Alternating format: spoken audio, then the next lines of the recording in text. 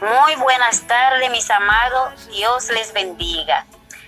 Los que somos cristianos tenemos que orar a favor del pueblo haitiano, razón por la cual lo que nunca se ha visto en la historia se están viendo.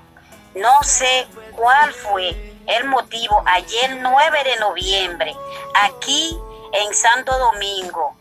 Se metieron migración en la maternidad de Los Minas a recoger mujeres embarazadas y recién paridas con bebé en mano para enviarlas para Haití.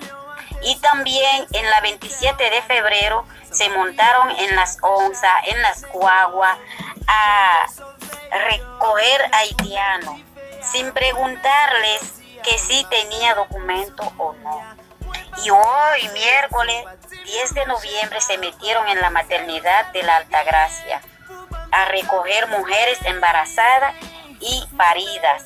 Ahora solo les falta meterse en las casas. Hice este audio es porque lo vi como un abuso en contra de un ser humano. En esa condición me dolió bastante esa situación. Por favor, comparte este audio para que llegue a donde tienes que llegar, porque es un abuso en contra del pueblo haitiano.